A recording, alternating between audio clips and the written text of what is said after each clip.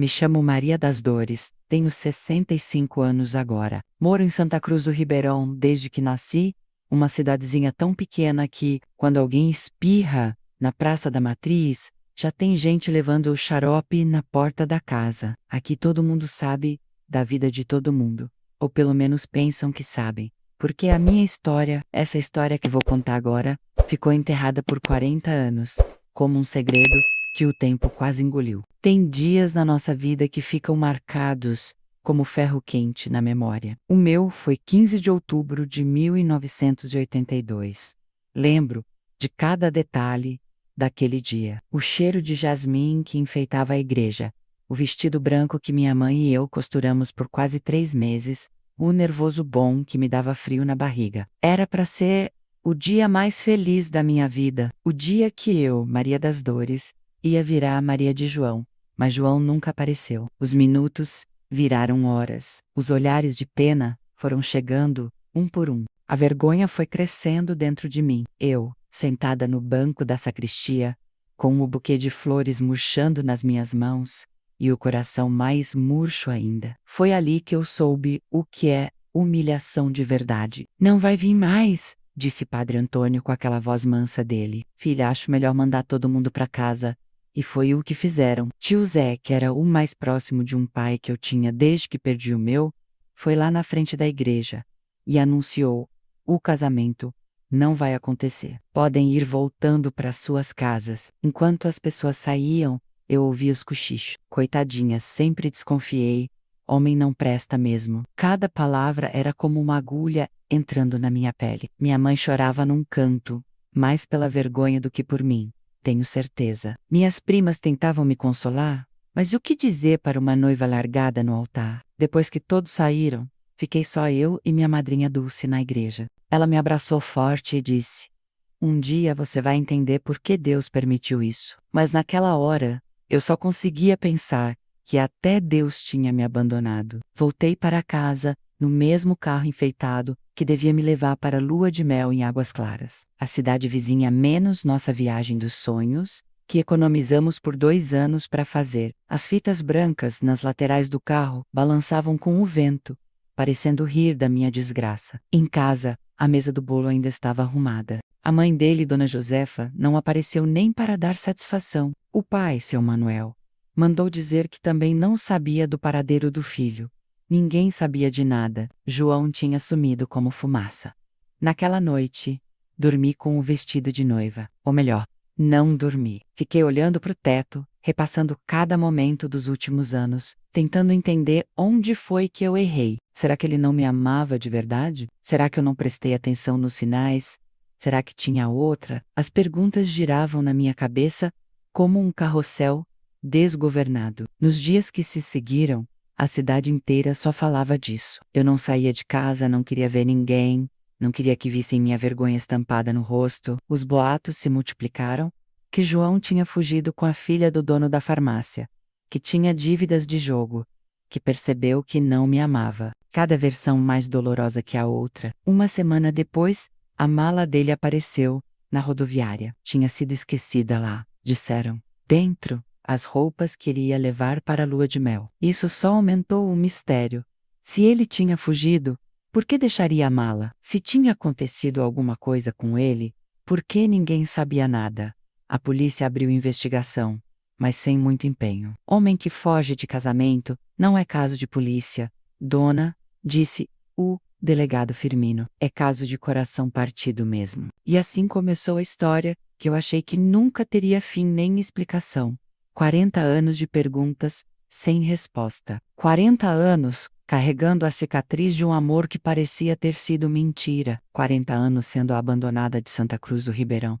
Mas a vida tem dessas coisas. Às vezes guarda as respostas para quando a gente já nem lembra mais das perguntas. E foi numa manhã comum, dessas que a gente não espera nada de especial, que o destino resolveu me dar o que eu tanto busquei. A verdade. Antes de contar como descobri a verdade sobre João, preciso voltar um pouco no tempo. Voltar para entender quem éramos nós dois e por que seu desaparecimento me marcou tão fundo. Nasci e cresci aqui em Santa Cruz do Ribeirão, filha de Sebastião, carpinteiro, e Helena, costureira. Éramos pobres, mas meu pai tinha mãos abençoadas, que construíam os móveis mais bonitos da região. Nossa casa era pequena do Chobitido, mas tinha os móveis mais bem feitos que você possa imaginar. Perdi meu pai cedo. Eu tinha só 12 anos quando ele morreu de pneumonia, depois de uma enchente que deixou nossa casa debaixo d'água por 3 dias. Minha mãe teve que se virar sozinha com 3 filhos. Eu, a mais velha, e meus 2 irmãos, José e Antônio. Enquanto ela costurava dia e noite, eu cuidava da casa e dos meus irmãos. Há hoje 14 anos. Já sabia cozinhar um feijão que era elogiado até pela dona Carminha da pensão, que era a melhor cozinheira da cidade. Fui à escola até os 16 anos. Gostava de estudar principalmente literatura. A professora Norma dizia que eu tinha jeito para a escrita, que devia continuar, mas a vida não permite sonhos quando a barriga ronca de fome. Comecei a ajudar minha mãe na costura e logo estava fazendo vestidos para as moças da cidade. Foi nessa época que conheci João. Ele tinha vindo de Palmeiras, cidade vizinha que fica a uns 40 quilômetros daqui, para trabalhar na única agência bancária de Santa Cruz. Era um rapaz bonito, alto, de cabelo preto, sempre bem penteado, olhos castanhos que tinham um brilho diferente. Todo mundo comentava sobre o moço novo do banco, principalmente as moças casadoras. Nosso primeiro encontro foi quando ele foi à nossa casa encomendar umas camisas. Minha mãe estava com artrite nas mãos naquele dia, então fui eu quem tirou as medidas dele. Lembro como se fosse hoje. Minhas mãos tremiam enquanto eu passava a fita métrica pelos ombros dele.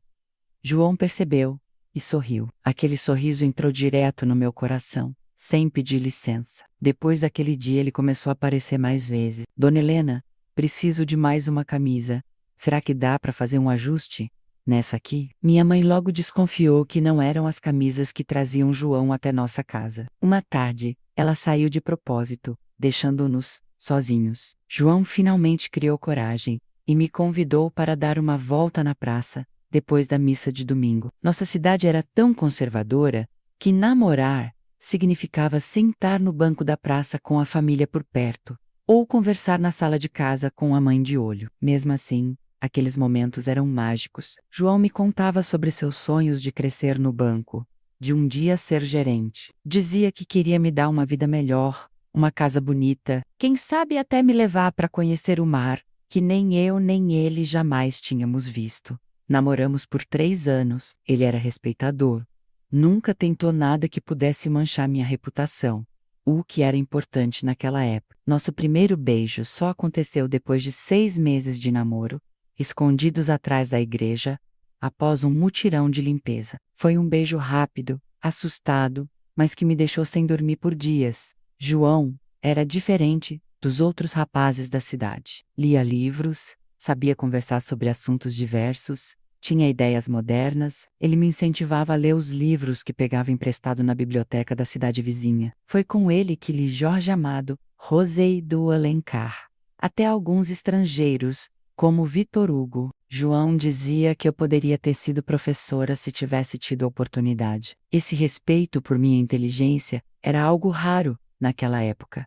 As famílias aprovavam o namoro. Minha mãe via em João a chance de um futuro seguro para mim. A mãe dele, Dona Josefa, gostava de mim, porque eu sabia cozinhar e bordar, qualidades importantes para uma nora nos anos 80.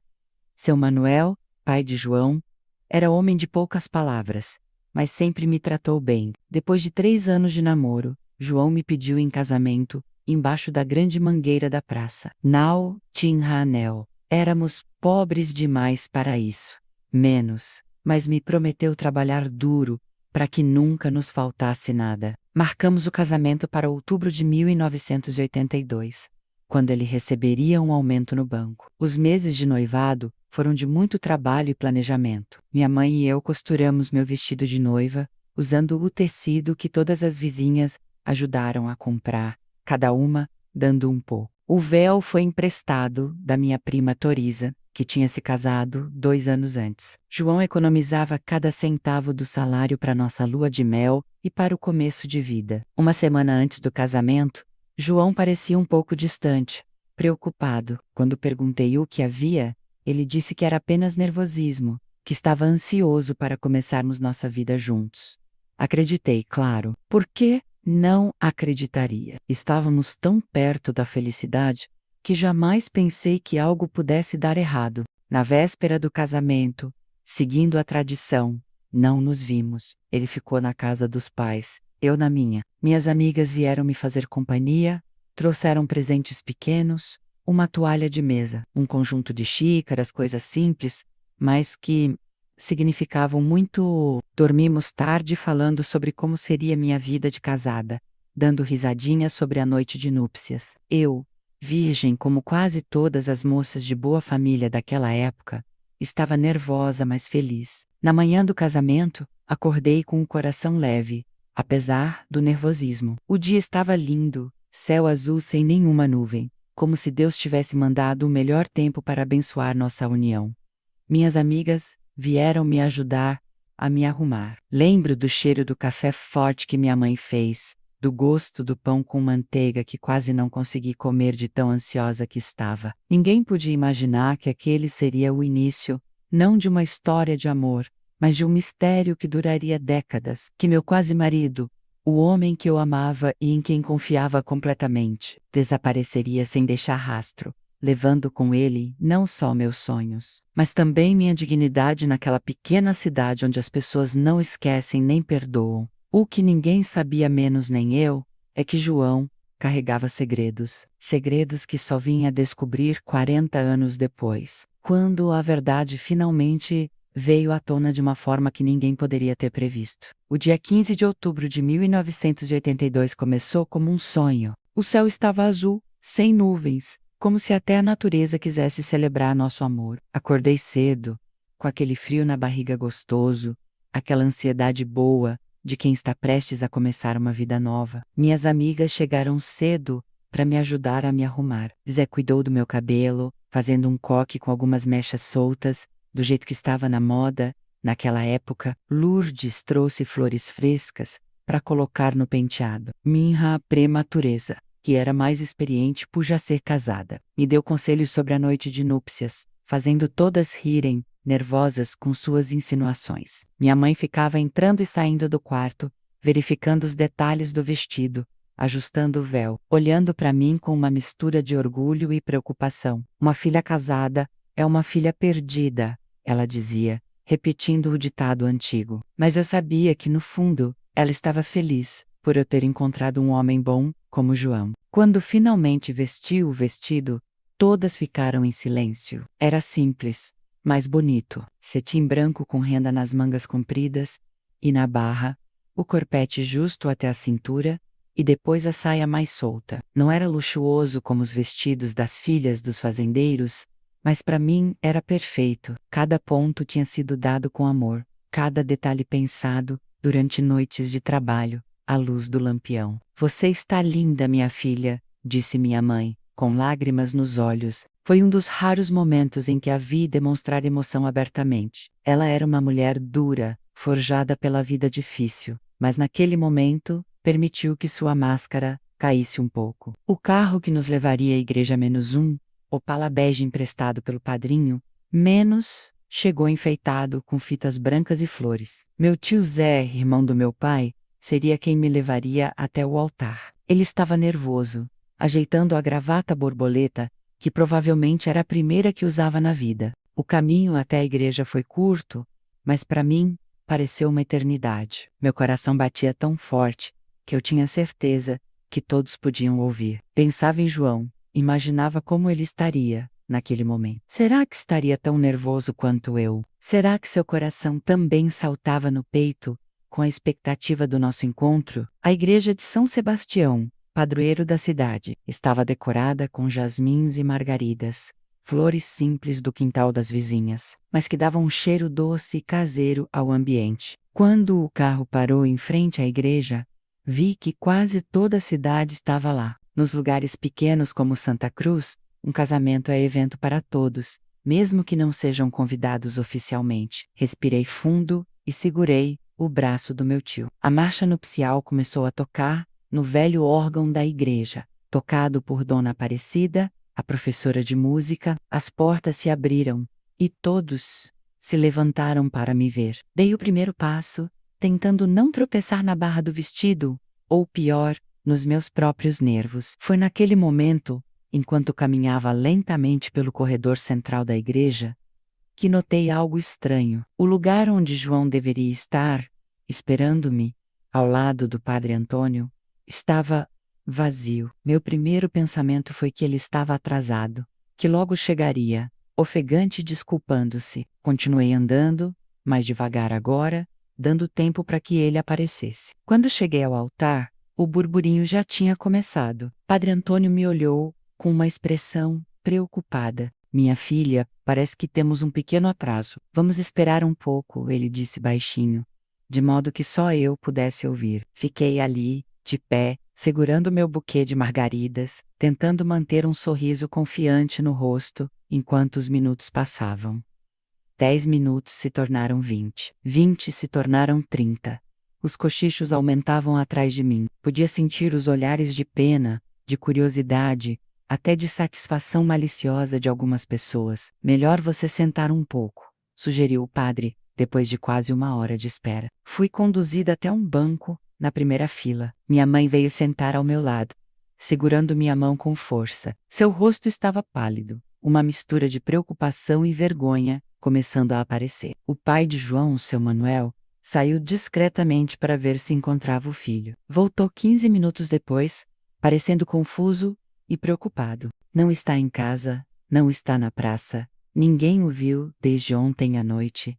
Ele informou em voz baixa ao padre. Foi nesse momento que o murmúrio na igreja aumentou. Já não eram apenas cochichos. As pessoas estavam falando abertamente sobre o que estava acontecendo. Ouvi claramente uma senhora dizer: fugiu com outra. Só pode ser. Outra respondeu: sempre achei estranho um moço do banco se interessar por uma simples costureira. Aquelas palavras foram como facadas. Senti meu rosto queimar de vergonha e meus olhos encherem de lágrimas, que me recusei a derramar. Não daria a eles o prazer de me ver desmoronar. Depois de quase 2 horas de espera, Padre Antônio tomou a decisão que todos já esperavam. Meus irmãos e irmãs, parece que hoje não teremos a celebração deste matrimônio. Peço que retornem às suas casas e rezem por estes jovens. Algumas pessoas vieram me consolar, principalmente as mais próximas, mas a maioria saiu rapidamente, ansiosa para espalhar a notícia. A Maria das Dores foi abandonada no altar. Fiquei sentada ali, ainda segurando o buquê que já começava a murchar, incapaz de me mover, incapaz de acreditar no que estava acontecendo. Minha madrinha Dulce, a melhor amiga da minha mãe, sentou-se do outro lado e disse: vamos para casa, menina. Aqui não há mais nada para você. O retorno para casa foi o momento mais humilhante da minha vida. O mesmo carro enfeitado, que deveria levar os noivos felizes para sua nova vida, agora carregava uma noiva em choque e sua família envergonhada. As fitas brancas pareciam zombar da minha dor, balançando alegremente com o vento, enquanto eu sentia que minha vida tinha acabado. Em casa, encontramos a mesa posta para a pequena recepção que teríamos. Um bolo simples feito por Dona Carminha, salgadinhos preparados pelas vizinhas, a garrafa de vinho barato que seria nosso brinde especial. Tudo pronto para uma festa que nunca aconteceria. Minha mãe, prática como sempre, começou a guardar as coisas. Não vamos desperdiçar comida, ela disse, sem olhar para mim. Sabia que aquela era sua maneira de lidar com a dor, fazendo algo, ocupando as mãos. Fui para meu quarto, ainda com o vestido de noiva, e fechei a porta. Sentei-me na beirada da cama e, finalmente, deixei as lágrimas virem. Chorei silenciosamente, mordendo o travesseiro para abafar os soluços. Não queria que ninguém me ouvisse. Não queria mais piedade ou, pior, julgamento. À noite, algumas pessoas apareceram. Vizinhos, parentes, amigos próximos. Vinham com desculpas de trazer comida ou ajudar.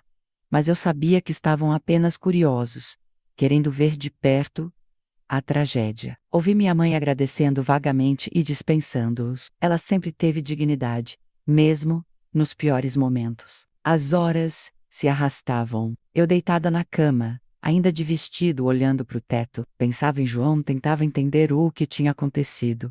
Será que ele tinha sofrido um acidente? Será que foi coagido por alguém? Ou será que simplesmente decidiu que não me queria mais? Cada possibilidade parecia pior que a anterior. No dia seguinte, a notícia se espalhou por toda Santa Cruz, e até pelas cidades vizinhas. Eu me tornei instantaneamente a moça que foi deixada no altar. As teorias mais absurdas começaram a circular.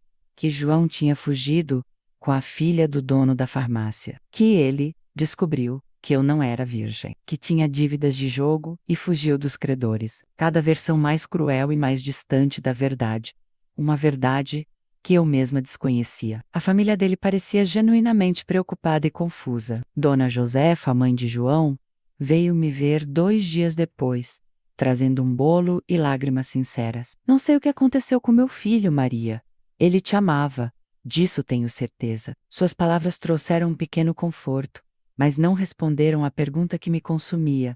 Onde estava João e por que ele tinha desaparecido? A polícia foi informada, mas como já disse, não demonstraram muito interesse. Homem que abandona mulher no altar não é o primeiro, nem será o último, comentou o delegado Firmino. Para eles, era apenas mais um caso de um noivo arrependido, não um desaparecimento preocupante. Uma semana depois, a mala de João foi encontrada na rodoviária. Estava intacta, com as roupas cuidadosamente dobradas que ele planejava levar para nossa lua de mel.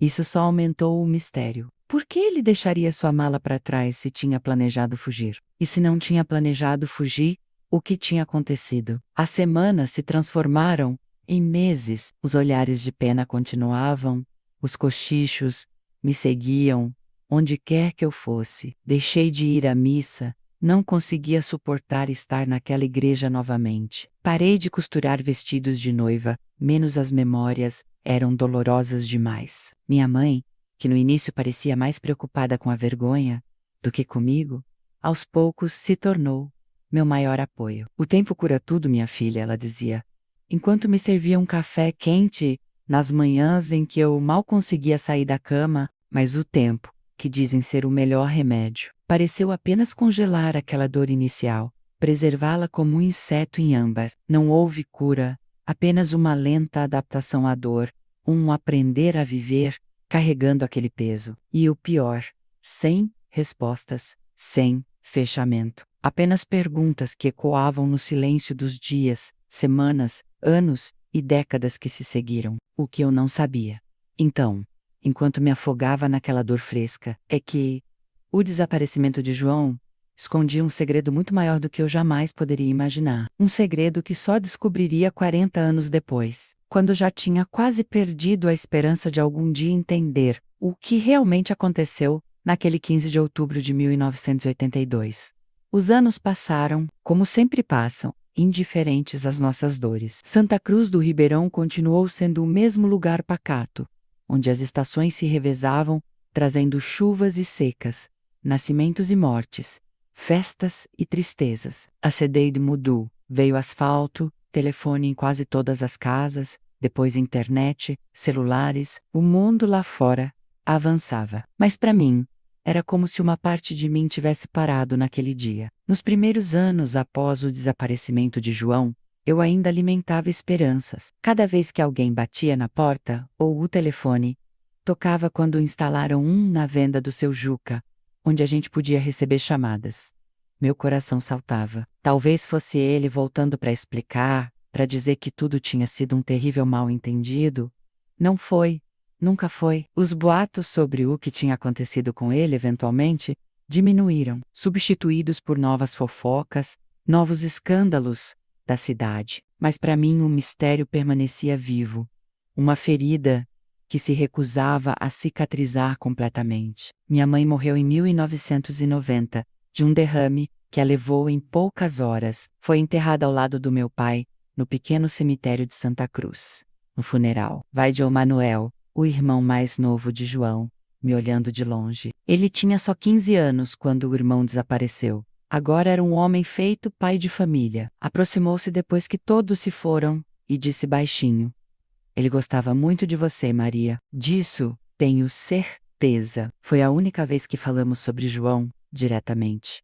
Um pequeno conforto que carreguei comigo. Continuei vivendo na mesma casa, assumindo o negócio de costura da minha mãe. Fiquei conhecida na região por fazer os melhores vestidos de festa, embora nunca mais tenha costurado um vestido de noiva. Não conseguia tocar naquele tecido branco sem sentir um aperto no peito. Tive alguns pretendentes ao longo dos anos, homens bons que talvez pudessem me fazer feliz, viúvos principalmente, que buscavam uma mulher de respeito para cuidar da casa e dos filhos, ou solteirões, que finalmente decidiam que estava na hora de se aquietar. Mas nunca consegui me abrir para outro amor. Não por fidelidade a João, menos como ser fiel a alguém que me abandonou, mas porque a confiança tinha sido quebrada de uma forma que não conseguia reparar. Você vai morrer solteirona, disse minha prima Turisa uma vez, não com maldade, mas com aquela franqueza crua de quem já é íntima demais para medir palavras. Melhor solteira do que mal acompanhada,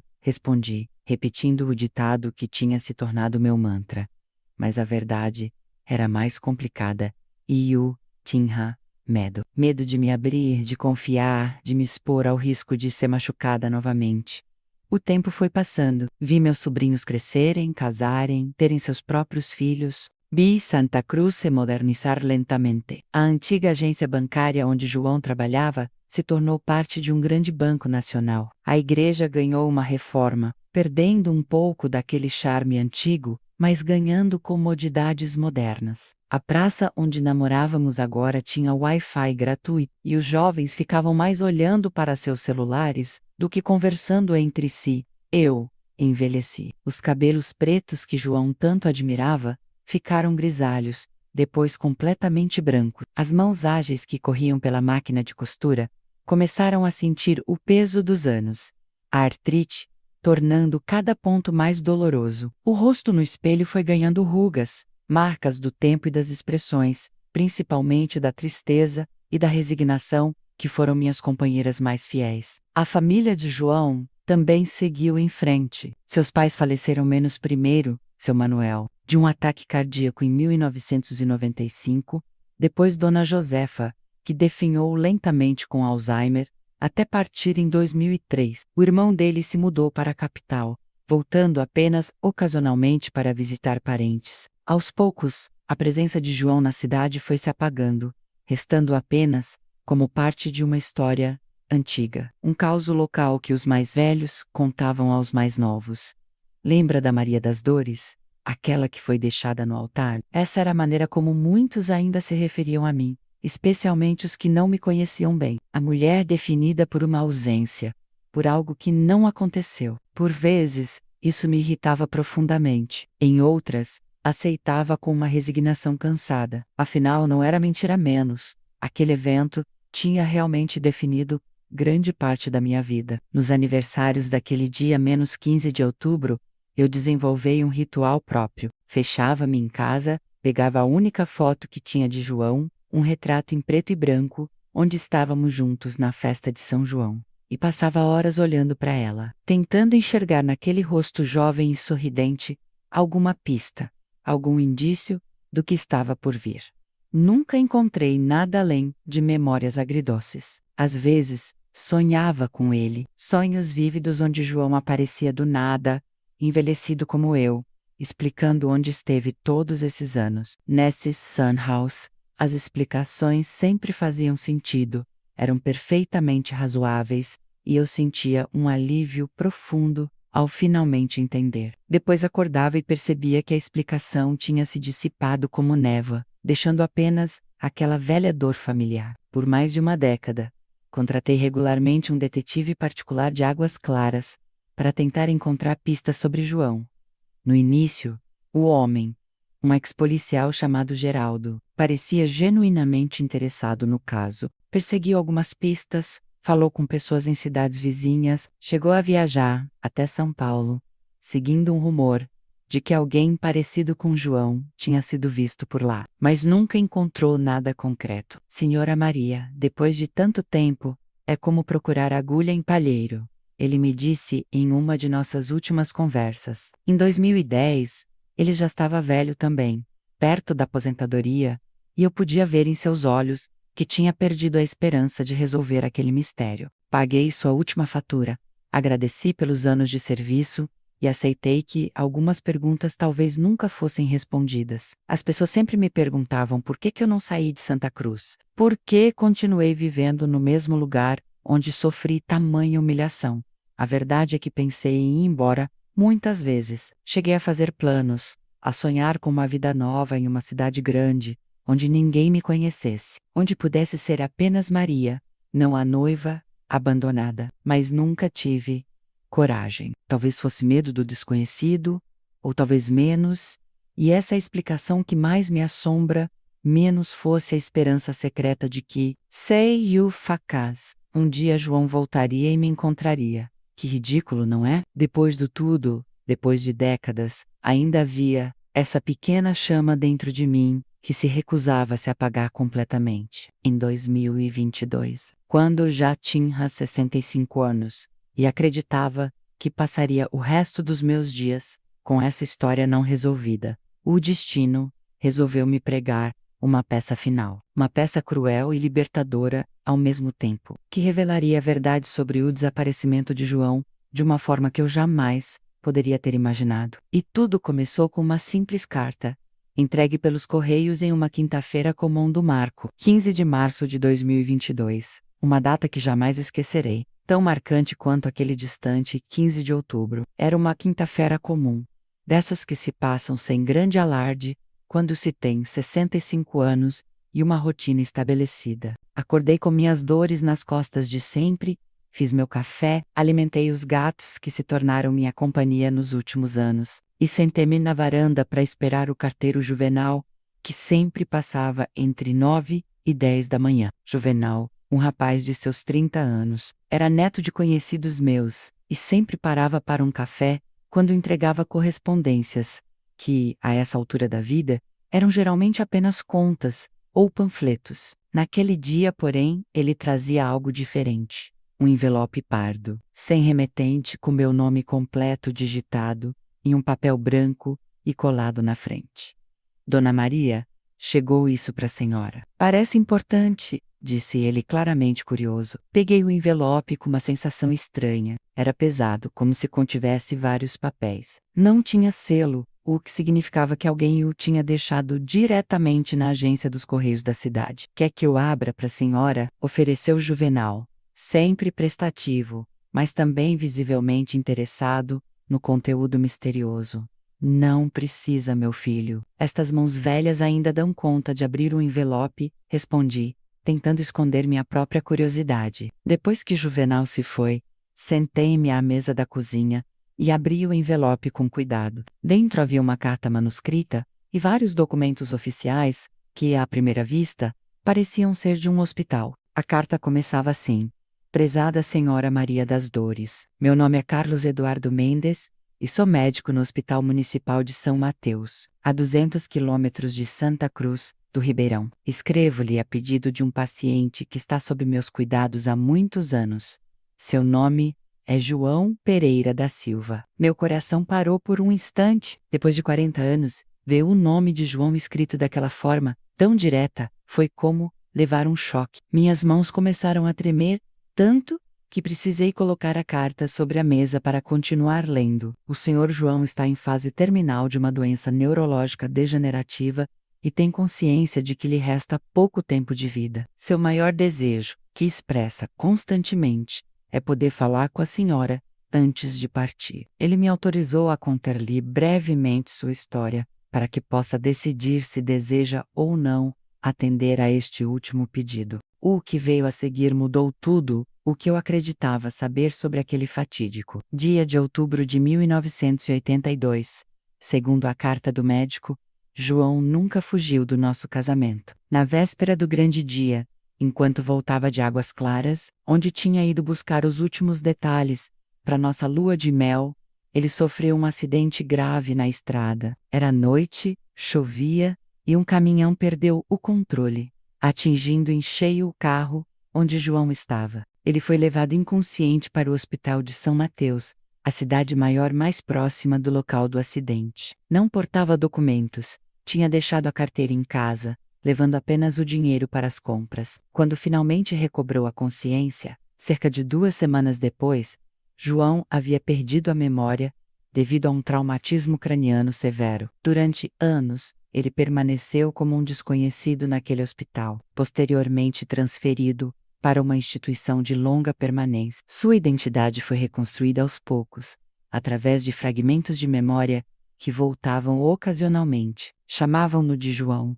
porque ele respondia a esse nome, embora não soubesse seu sobrenome ou de onde vinha. O médico explicava que, com o tempo, João foi recuperando parcialmente suas memórias, mas de forma fragmentada e confusa. Por volta de 1990, ele já sabia que vinha de uma cidade pequena e que estava noivo, mas não conseguia se lembrar do nome da cidade, nem de sua noiva. Por causa de complicações do acidente, ele desenvolveu uma forma de epilepsia que, com o passar dos anos, evoluiu para uma condição neurodegenerativa mais grave. Em 2019, após uma crise particularmente intensa, João teve um momento de clareza surpreendente. De repente, lembrou-se de Santa Cruz do Ribeirão, do meu nome, do nosso casamento marcado. O Dr. Carlos escreveu que ele entrou em profunda depressão ao perceber quanto tempo havia se passado, e ao compreender que eu provavelmente pensava que tinha sido abandonada. A carta terminava com um pedido e um número de telefone.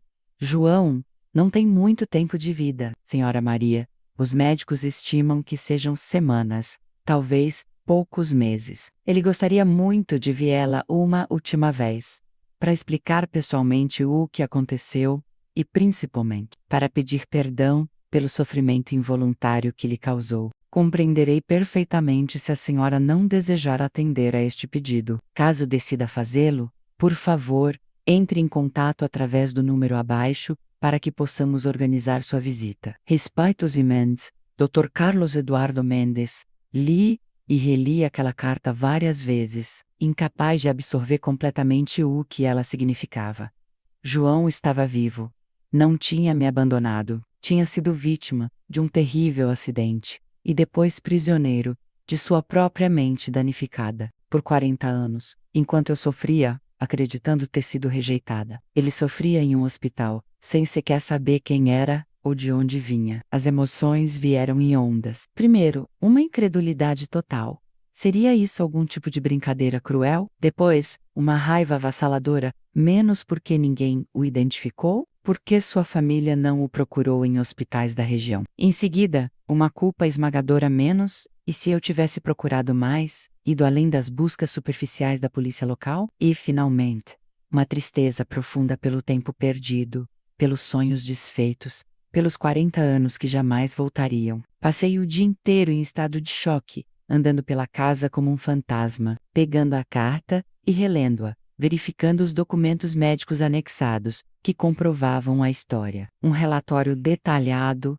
do acidente datado de 14 de outubro de 1982, diagnósticos de amnésia pós-traumática, evolução do caso ao longo dos anos. Era tudo verdade. Na manhã seguinte, com as mãos ainda trêmulas, liguei para o número do Dr. Carlos. Ele atendeu no segundo toque, como se estivesse esperando minha ligação. Dona Maria, obrigado por ligar. João vai ficar muito feliz em saber que a senhora entrou em contato. Sua voz era gentil, profissional, mas pude perceber um tom de genuína compaixão. Fiz várias perguntas, ainda tentando processar tudo aquilo. Ele respondeu com paciência, fornecendo detalhes que não estavam na carta. Explicou que João tinha passado por diversos hospitais e instituições ao longo dos anos, o que dificultou ainda mais qualquer tentativa de rastreá-lo. Que sua condição era rara e complexa, com períodos de lucidez seguidos por recaídas profundas. Ele gostaria muito de vê-la,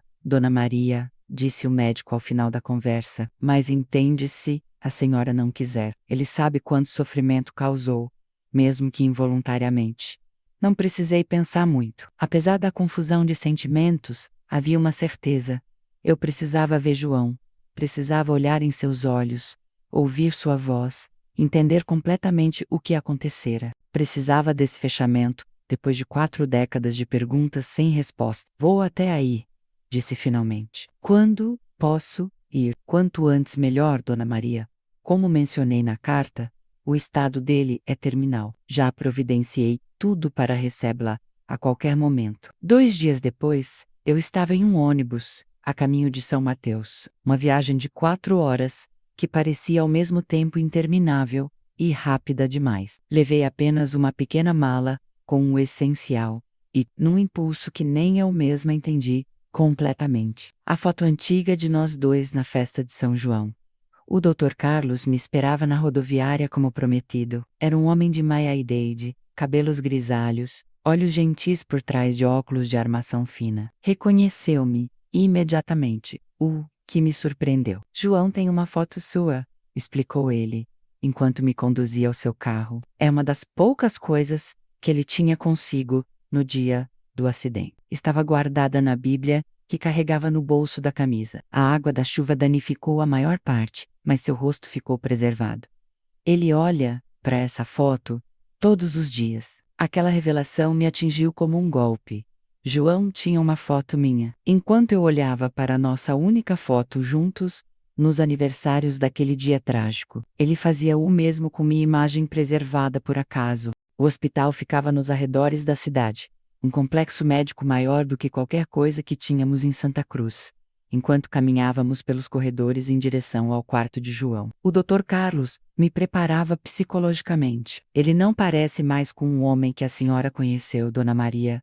A doença e o tempo o transformaram muito. Também tem dias melhores e piores. Hoje ele está lúcido, consciente, ansioso por vê-la, mas preciso avisá-la que ele pode se cansar rapidamente ou ficar emocionalmente sobrecarregado. Assenti, tentando controlar meu próprio turbilhão emocional. Quando chegamos à porta do quarto 307, o médico parou. Vou deixá-la entrar sozinha. Estarei aqui fora, se precisar de qualquer coisa. Respirei fundo, ajeitei meu cabelo branco por puro nervosismo e entrei no quarto. Ali, sentado em uma poltrona próxima à janela, estava um homem idoso, magro, de cabelos completamente brancos e ralos. Estava conectado a um monitor cardíaco e tinha uma linha de oxigênio no nariz. Suas mãos pousadas sobre o colo estavam trêmulas. Quando me vai os seus olhos, os mesmos olhos castanhos que um dia me fizeram perder o sono, se iluminaram com um brilho que o tempo não conseguiu apagar. Maria, ele disse, com voz fraca mas clara, é você mesmo. Não era uma pergunta, mas uma constatação maravilhada, como se, apesar das rugas, dos cabelos brancos, dos 40 anos que passaram, ele pudesse ver além disso, até a jovem que eu fui. João, foi tudo o que consegui dizer antes que as lágrimas viessem. Aproximei-me lentamente, como se temesse que ele fosse desaparecer novamente, se eu me movesse rápido demais. Ele estendeu uma mão trêmula em minha direção. Hesitei por um momento. Havia tanta história, tanta dor entre nós menos, mas então a peguei entre as minhas. Estava fria, frágil, os ossos proeminentes, sob a pele fina. Me perdoa, foram suas próximas palavras, enquanto lágrimas também escorriam por seu rosto enrugado. Eu nunca quis te deixar. Sentei-me na cadeira ao lado dele, ainda segurando sua mão. E assim começou nossa conversa. Uma conversa que durou horas e atravessou 40 anos de separação, sofrimento e perguntas sem resposta. João me contou o que se lembrava daquele último dia, menos como estava feliz, ansioso pelo nosso casamento, como tinha ido a Águas Claras comprar um presente surpresa para mim. Descreveu a chuva forte que começou a cair quando voltava, como ficou preocupado em chegar atrasado para nossa última conversa antes do casamento. A última coisa que lembro é de faróis vindo na minha direção. Depois, escuridão, disse ele. Quando acordei, semanas depois, não sabia quem era, de onde vinha ou o que estava fazendo naquela estrada. Falou sobre os anos de confusão, os fragmentos de memória que vinham e iam, a frustração de saber que tinha uma vida anterior, mas não consegui acessá-la completamente. Como, aos poucos, foi reconstruindo pedaços de sua identidade, mas nunca o suficiente para encontrar o caminho de volta para casa. Para mim, eu sonhava com você, disse ele em um momento, mesmo sem me lembrar do seu nome ou do seu rosto. Sonhava com uma mulher esperando por mim em uma igreja. Só muitos anos depois entendi o que aquele sonho significava. Contei a ele sobre minha vida durante esses anos. A vergonha inicial, as teorias cruéis da cidade, como gradualmente aprendi a viver com aquela ferida aberta. Falei sobre sua família, menos como seus pais haviam morrido, sem saber o que tinha acontecido com o filho, como seu irmão agora vivia na capital e raramente voltava a Santa Cruz. Eles me procuraram? Perguntou João, com voz trêmula. Sim, respondi, sentindo um nó na garganta. Seu pai percorreu todas as cidades vizinhas por semanas. A polícia também procurou, mas não foram longe o suficiente, parece. A conversa foi interrompida algumas vezes, quando João ficava cansado ou quando a emoção se tornava forte demais para qualquer um de nós. O Dr. Carlos entrava ocasionalmente para verificar seus sinais vitais ou administrar medicação. No meio da tarde, mostrei a João a foto que tinha trazido menos nós dois jovens, sorridentes, na festa de São João. Ele a segurou com mãos trêmulas, olhando fixamente, como se tentasse reconectar-se com aquele jovem que ele foi um dia. Éramos tão jovens, murmurou. Tínhamos toda a vida pela frente. Então, com algum esforço, ele abriu a gaveta da mesa de cabeceira e retirou uma caixinha velha. Dentro estava a foto minha, que ele mencionara menos um recorte danificado pela água, mas onde meu rosto jovem ainda era claramente visível. Não sabia quem era esta moça por muito tempo, disse ele. Mas sentia que era importante, quando finalmente me lembrei de você. Esta foto foi minha única conexão, meu único conforto. A noite chegou, e o doutor Carlos sugeriu que eu fosse descansar no alojamento para familiares que tinham preparado para mim. João estava exausto, mas relutante em me deixar ir. Você volta amanhã? Perguntou, com uma vulnerabilidade que partiu meu coração. Volto sim, prometi, apertando sua mão. Temos muito que conversar ainda. Passei 3 dias em São Mateus, visitando João do café da manhã até o anoitecer. Conversamos sobre tudo, o passado que tivemos juntos, as vidas separadas que vivemos, os sonhos que nunca realizamos. Havia muitas lágrimas, mas também momentos de riso quando recordávamos histórias felizes de nosso breve tempo juntos. No terceiro dia percebi que João estava mais fraco. Falava com mais dificuldade, cansava-se mais rápido. O Dr. Carlos me chamou para uma conversa privada no corredor. Ele está piorando mais rápido do que esperávamos, disse, com a franqueza gentil dos médicos acostumados a dar notícias difíceis. Sua presença trouxe uma paz que ele nunca teve, mas também está consumindo suas últimas energias. Emotionalmente, é muito intenso para ele. Quanto tempo? Perguntei diretamente. Dias, talvez, não mais que isso. Voltei para o quarto, com essa informação pesando em meu coração. João percebeu a mudança em meu semblante. Ele te contou que tô piorando. Não era uma pergunta. Assente, incapaz de mentir. Tudo bem, disse ele, com uma serenidade surpreendente. Encontrei você, pude te explicar. Pude pedir perdão.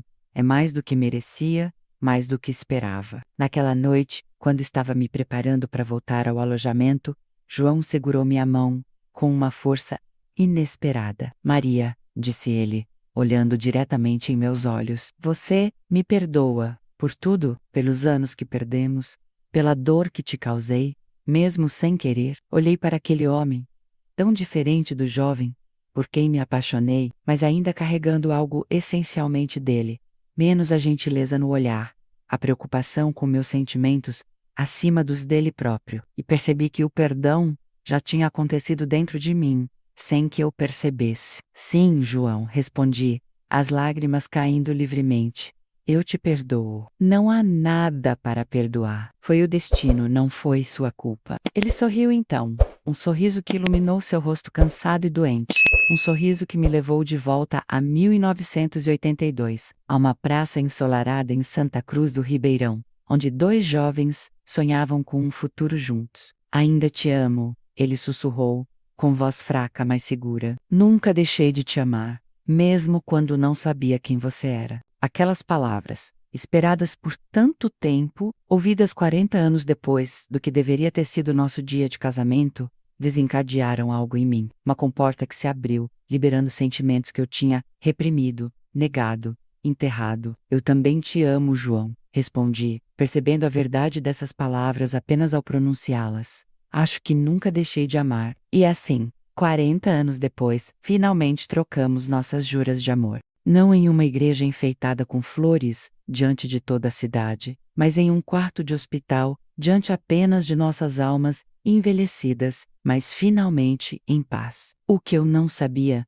era que esse momento de reconciliação, esse reencontro milagroso, após 4 décadas, seria apenas o começo de outro capítulo da nossa história. Menos um capítulo breve, doloroso, mas também profundamente curador e transformador. Naquela noite, voltei para o alojamento do hospital com um coração em turbilhão. Havia dito a João que o perdoava, que ainda o amava, e era verdade. Mas quando me vi sozinha, sentada na beirada daquela cama estranha, todas as emoções que tinha contido durante nosso encontro vieram à tona como uma tempestade. 40 anos perdidos por causa de um acidente. 40 anos de dor, de vergonha, de perguntas sem resposta. Por que o destino havia sido tão cruel conosco? Por que ninguém o encontrou? Por que não procuraram mais longe, em hospitais de outras cidades? Por que nem a polícia, nem a família dele, nem eu mesma pensamos nessa possibilidade? A raiva veio primeiro, uma raiva que eu não sabia que ainda carregava, que talvez nunca tivesse realmente sentido, porque estava ocupada demais tentando sobreviver à humilhação. Raiva do mundo, do destino, das circunstâncias, até mesmo de Deus. Chorei como não chorava há décadas. Um choro profundo, visceral, que parecia vir não apenas daquela mulher de 65 anos, mas também da jovem de 25, que teve seus sonhos destruídos em um único dia. Era como se finalmente pudesse sentir plenamente a dor que havia contido por tanto tempo, agora que sabia a verdade. Peguei o pequeno crucifixo que carregava na bolsa, menos um presente da minha mãe, que me acompanhava há anos, e o apertei com força. Pourquoi? Perguntei em voz alta, como se Deus pudesse me responder diretamente. Por que nos separar assim? Por que nos reunir apenas quando já é tarde demais? Não houve resposta, claro, apenas o silêncio do quarto e o som distante dos equipamentos do hospital. Mas, de alguma forma, aquela explosão de emoção foi catártica. Era como se pela primeira vez eu pudesse finalmente chorar pelo que realmente aconteceu. Não pelo abandono que imaginei durante décadas, mas pela tragédia real que nos separou. Dormi pouco e mal naquela noite. Na manhã seguinte, quando voltei ao quarto de João, ele percebeu meus olhos inchados imediatamente. Você chorou, disse ele, estendendo a mão para tocar meu rosto. Chorei, admiti, por tudo o que perdemos, por todos esses anos. Ele assentiu, compreensivo. Eu também chorei muito quando me lembrei de tudo. Primeiro de felicidade, por finalmente recuperar minha identidade, minha história. Depois de desespero, quando entendi quanto tempo havia passado e o quanto você deve ter sofrido. Sentei-me ao lado dele e segurei sua mão. Parecia ainda mais fraca que no dia anterior, mais fria, mas seus olhos estavam claros, lúcidos. Preciso te contar mais sobre esses anos, disse ele, sobre como foi viver sem saber quem eu era, mas sentindo que faltava algo essencial. E assim, João começou a me contar mais detalhes de sua longa jornada, como passou por vários hospitais e instituições nos primeiros anos, sempre como um desconhecido com amnésia. Como eventualmente lhe deram o nome de João da Silva, baseado no primeiro nome que ele lembrava, e no sobrenome mais comum do Brasil. Como tentou reconstruir uma vida, mesmo com grandes lacunas em sua memória. Por alguns anos, trabalhei na própria instituição onde me tratavam, contou ele. Cuidava da horta, fazia pequenos serviços administrativos. Sempre senti que tinha estudado, que tinha algum conhecimento com números, mas não conseguia lembrar exatamente o que. Falou sobre as crises epilépticas, que começaram há alguns anos após o acidente, sequela do traumatismo craniano, e como elas prejudicaram ainda mais sua memória e sua capacidade de trabalhar. Cada crise apagava um pouco mais do pouco que eu tinha recuperado, explicou. Era como construir um castelo de areia e ver as ondas levando aos poucos. Contou sobre os fragmentos de memória que vinham e iam, menos um cheiro de jasmim que o fazia chorar sem saber por quê. O som de uma certa música que lhe trazia uma tristeza inexplicável. A visão de noivas que lhe causava uma angústia profunda. Em 1990, tive um sonho tão real que acordei chorando, disse ele. Sonhei com uma mulher de vestido branco, esperando por mim. Não via o rosto dela claramente, mas sabia que era importante, que eu a havia magoado profundamente. Foi a primeira vez que tive a sensação concreta de que deixei alguém para trás, alguém que me amava. Falar sobre isso o emocionou tanto que precisamos fazer uma pausa. O Dr. Carlos entrou para verificar seus sinais vitais. Preocupado com a alteração em seu monitor cardíaco, ofereceu medicação para acalmá-lo. Mas João recusou. Preciso estar lúcido para isso, insistiu. Por favor, doutor, esperei décadas por este momento. Quando ficamos sozinhos novamente, João continuou sua história. Contou como já no início dos anos 2000 sua condição começou a piorar. A epilepsia evoluiu para uma doença neurodegenerativa mais complexa, afetando progressivamente sua mobilidade e suas funções cognitivas. Foi quando conheci o Dr. Carlos, explicou. Ele se interessou pelo meu caso não apenas medicamente, mas humanamente. Foi a primeira pessoa que realmente se dedicou a tentar entender quem eu era, do onde vinha. Em 2019, após uma crise particularmente severa, que quase o matou, João teve o que os médicos chamam de lucidez paradoxal, um fenômeno onde pacientes com doenças neurodegenerativas experimentam momentos de clareza surpreendente, geralmente próximos ao fim da vida. De repente, tudo voltou, disse ele, com os olhos brilhando ao lembrar. Santa Cruz do Ribeirão, meus pais, meu irmão, o banco onde trabalhava, e você, Maria. Você voltou com tanta força para minha memória, que senti como se estivesse lá, naquele último dia, me arrumando para nosso casamento. Foi nesse momento que ele entrou em profunda depressão, compreendendo finalmente tudo o que havia perdido, todo o sofrimento que involuntariamente causara. Quis morrer, admitiu, com voz baixa. Pensei em acabar com tudo, mas o Dr. Carlos me convenceu a tentar encontrá-la primeiro, a pelo menos tentar explicar o que havia acontecido. A busca não foi fácil. Santa Cruz do Ribeirão era pequena, mas sem sobrenome completo ou outros detalhes específicos. Era difícil localizar-me. Além disso, a saúde de João piorava constantemente, limitando o que podiam fazer. Foi só no início deste ano que conseguimos encontrar informações suficientes, explicou ele. Um enfermeiro aqui do hospital é sobrinho de alguém de Santa Cruz, e quando ouviu a história, fez a conexão. Foi assim que descobrimos seu nome completo, que você ainda vivia lá, que nunca se casou. O Dr. Carlos, temendo que a notícia fosse um choque muito grande para mim, e também preocupado com a reação de João, caso eu recusasse vê-lo, decidiu pela abordagem da carta explicativa. Ele me disse para não criar expectativas, sorriu João, tristemente. Disse que você poderia não querer reabrir essa ferida, que poderia estar com raiva, que poderia até não acreditar na história.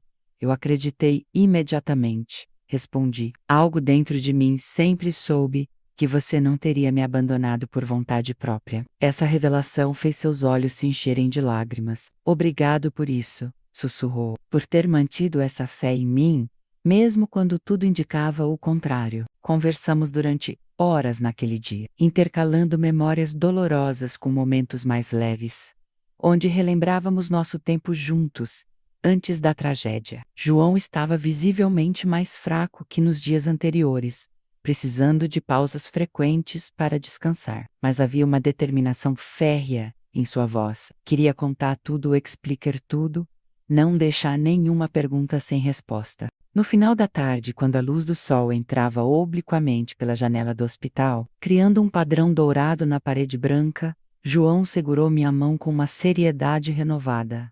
Maria, tenho um pedido a fazer, disse ele, com voz trêmula mas decidida. Sei que pode parecer loucura, que é tarde demais, mas você se casaria comigo? Aqui? Agora, do jeito que for possível? A pergunta me pegou completamente de surpresa. Olhei para ele, para aquele homem tão diferente, fisicamente, do jovem que conheci, mas ainda carregando a mesma alma gentil, a mesma capacidade de me surpreender.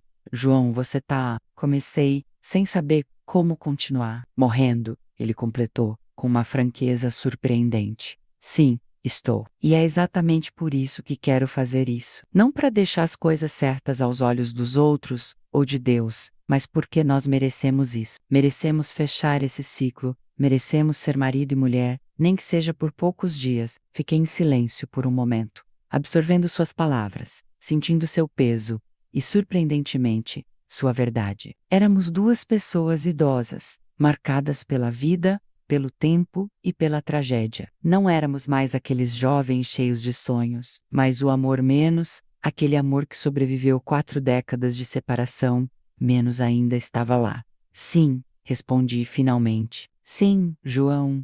Eu me casarei com você. Seu rosto se iluminou com um sorriso que parecia rejuvenescê-lo, apagando momentaneamente as marcas da doença e do sofrimento. Vou falar com o Dr. Carlos, disse, tentando sentar-se mais ereto na cama. Ele conhece um capelão do hospital. Talvez possamos fazer algo simples, aqui mesmo. Amanhã, interrompi, vendo como estava cansado. Vamos planejar isso amanhã. Agora você precisa descansar. Ele concordou relutantemente, ainda segurando minha mão com força, como se temesse que eu pudesse desaparecer se me soltasse. Na manhã seguinte, conversamos com o Dr. Carlos sobre a ideia. Ele ficou visivelmente emocionado, mas também preocupado. A condição dele está se deteriorando rapidamente, explicou-me em particular. Se realmente querem fazer isso, precisa ser logo. O capelão do hospital, Padre Mateus, era um homem gentil e compreensivo. Quando soube de nossa história, concordou imediatamente em realizar uma cerimônia simplificada no quarto de João, dispensando as formalidades usuais. Às vezes, precisamos lembrar que por trás das regras da igreja está o amor de Deus, disse ele, com um sorriso gentil. E poucas coisas demonstram esse amor mais claramente do que duas pessoas que, depois de tanto sofrimento, ainda querem confirmar seu compromisso um com o outro. Rapidamente, uma pequena rede de solidariedade se formou no hospital. Uma enfermeira oferece o SEI para enfeitar o quarto com flores do jardim do hospital. Outra disse que poderia fazer um bolo simples. O Dr. Carlos providenciou 2 alianças simples, emprestadas de um joalheiro amigo, explicou ele, piscando um olho. Não preciso de vestido branco,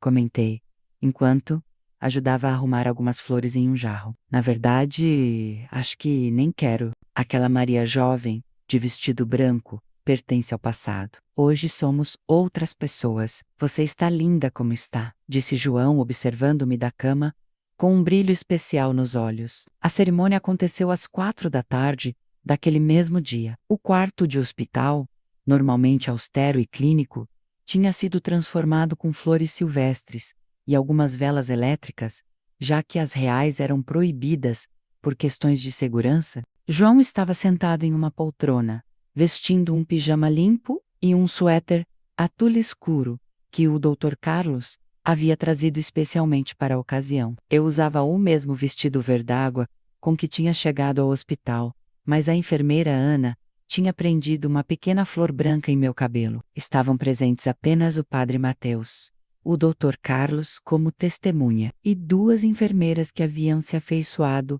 à nossa história. Era tudo muito diferente do grande casamento na igreja que havíamos planejado 40 anos antes, mas tinha uma intimidade e uma sinceridade que talvez aquele nunca tivesse tido. O Padre Mateus conduziu uma cerimônia simples, mas profundamente emocionante. Falou sobre o amor que supera obstáculos, sobre o tempo que não consegue apagar sentimentos verdadeiros, sobre segundas chances que às vezes chegam de formas inesperadas. Quando chegou a hora dos votos, João surpreendeu a todos, inclusive a mim, ao recitar de memória as exatas palavras que tinha planejado dizer em nosso casamento original. Sua voz estava fraca, trêmula, mas cada palavra era clara, cada sentimento genuíno. Maria das Dores, ele começou segurando minhas mãos entre as suas. Prometi essas palavras a você há 40 anos.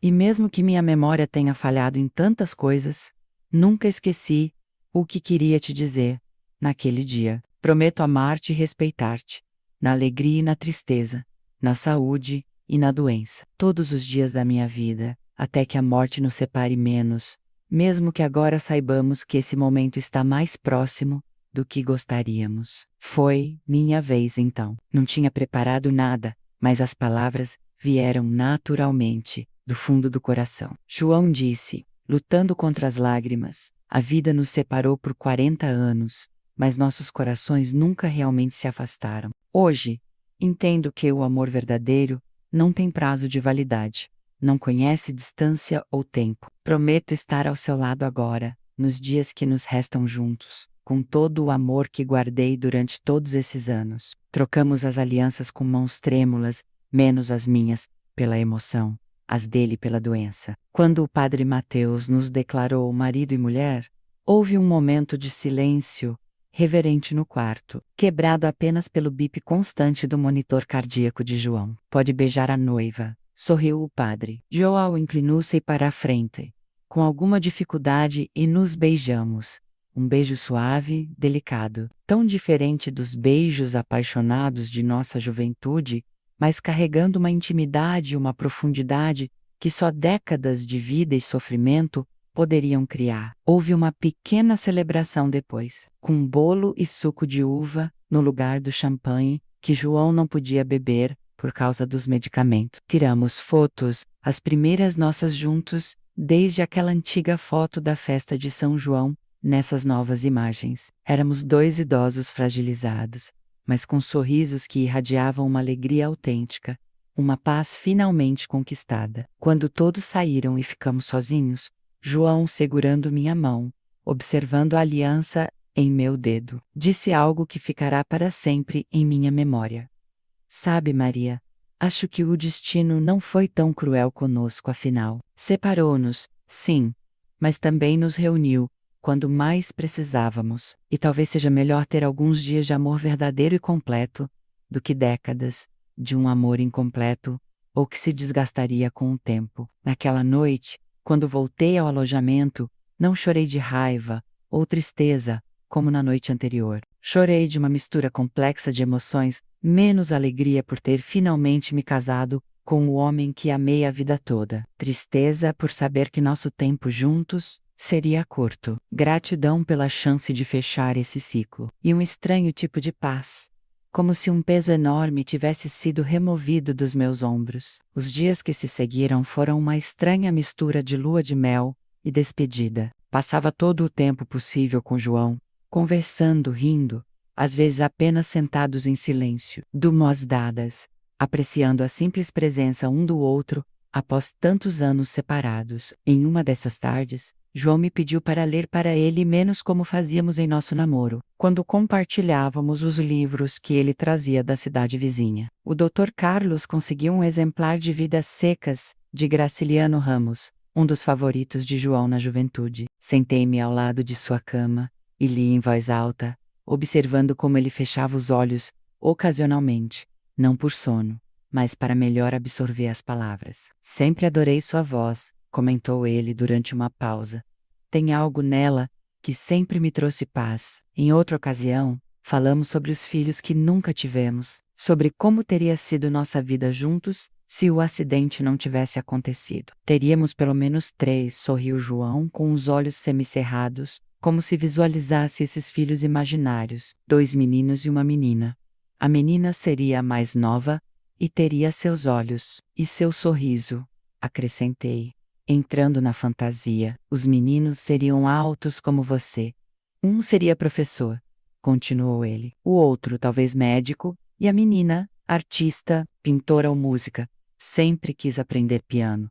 Sabia? Não, nunca me contou isso. Há tantas coisas que nunca tivemos tempo de contar um ao outro. Essa consciência do tempo perdido, às vezes pesava sobre nós, mas tentávamos não deixar que dominasse nossos momentos juntos. Preferíamos focar no presente, no milagre de termos nos reencontrado, na bênção de podermos encerrar nossa história com amor e verdade, não com mistério e dor. A saúde de João piorava visivelmente a cada dia. Precisava de oxigênio constantemente agora, e mais medicamentos, para controlar a dor. Tinha períodos de confusão, onde parecia perder brevemente o fio de nossas conversas, mas sempre voltava, sempre encontrava seu caminho de volta para mim. Nos dias que passamos juntos, como marido e mulher. Encontrei-me vivendo uma estranha dualidade.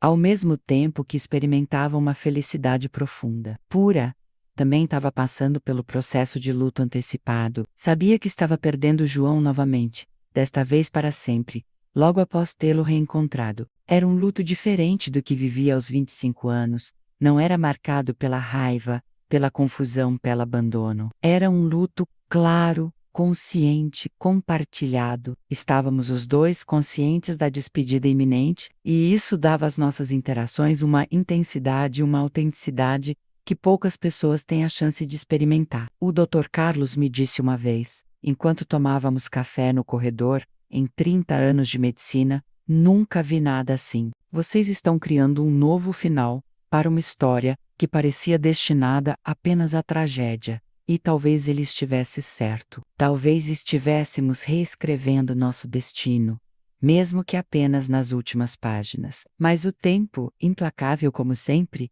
continuava avançando, e João, meu marido recém-encontrado, continuava escorregando lentamente para longe de mim, como areia entre os dedos, não importa o quanto eu tentasse segurá-lo. Uma semana após nosso casamento no hospital, percebi que João estava significativamente mais fraco. Sua respiração estava mais laboriosa, mesmo com o auxílio do oxigênio. Seus períodos de lucidez estavam ficando mais curtos, intercalados por momentos de confusão e sonolência. O Dr. Carlos me chamou para uma conversa franca no corredor. Está chegando o momento, Dona Maria, disse ele gentilmente, colocando a mão em meu ombro. Talvez dias, talvez apenas horas. Queria que estivesse preparada. Assenti, engolindo o nó que se formou em minha garganta. De alguma forma, eu já sabia. Podia ver nos olhos de João, que, mesmo quando brilhavam ao me ver, carregavam uma espécie de despedida silenciosa. Há algo que podemos fazer para que ele fique mais confortável?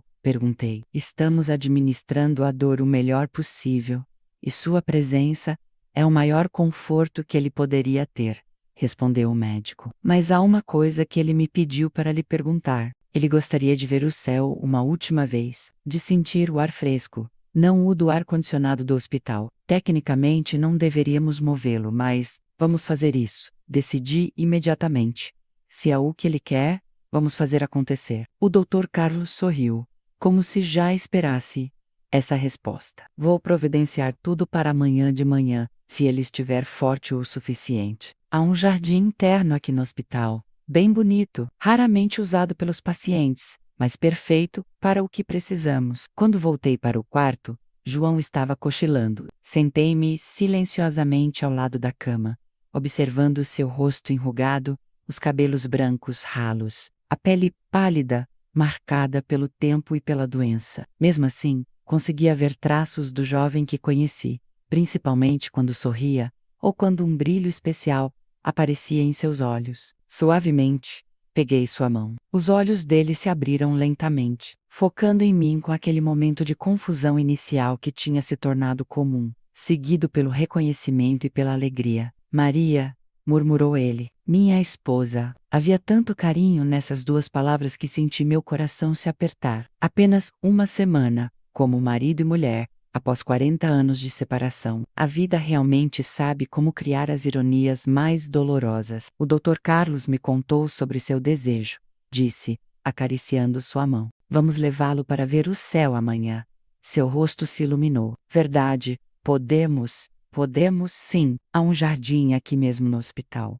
Ele está organizando tudo. João ficou em silêncio por um momento, olhando para nossas mãos unidas. Sabe o que mais sinto falta além de você durante todos esses anos? O céu de Santa Cruz. Tão limpo, tão cheio de estrelas à noite. Aqui, na cidade grande, nunca consegui ver as estrelas direito. Quando fui morar na sua casa, após o casamento, você tinha planos de construir um banco no quintal. Lembrei. Dizia que queria que sentássemos lá toda noite para olhar as estrelas. Lembro disso. Sorriu ele fracamente. Tinha até começado a juntar a madeira. Seu Manuel, meu pai, ia me ajudar a construir. Conversamos mais um pouco, recordando pequenos detalhes de nossos planos, sonhos que nunca tiveram chance de se realizar. João cansou-se rapidamente e logo adormeceu novamente, ainda segurando minha mão. Fiquei ali velando seu sono, pensando em como a vida pode mudar em um instante, tanto para pior quanto para melhor.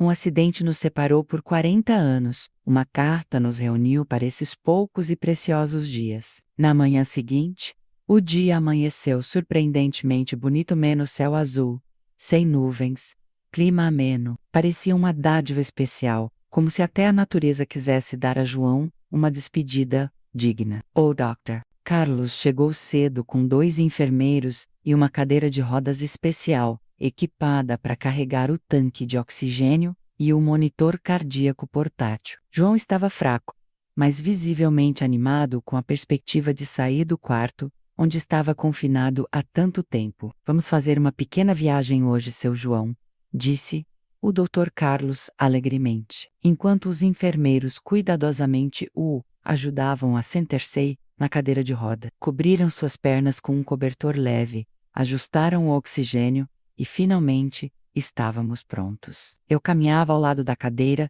segurando a mão de João, que tremia ligeiramente, não sei se de fraqueza ou de emoção. O jardim interno do hospital era um pequeno oásis de paz, em meio aos corredores assépticos e movimentados. Tinha árvores bem cuidadas, canteiros de flores variadas e bancos de madeira distribuídos estrategicamente. Uma fonte pequena no centro completava o cenário, o som da água corrente, trazendo uma tranquilidade adicional ao ambiente. Os enfermeiros posicionaram a cadeira de João em um local especialmente bonito, sob a sombra parcial de uma árvore florida, com vista para a fonte e para um grande pedaço de céu azul. Depois, discretamente se afastaram, assim como o Dr. Carlos, dando-nos privacidade nesse momento íntimo. João fechou os olhos por um instante, respirando fundo, o mais fundo que seus pulmões enfraquecidos permitiam. Quando os abriu novamente, havia lágrimas neles. Obrigado,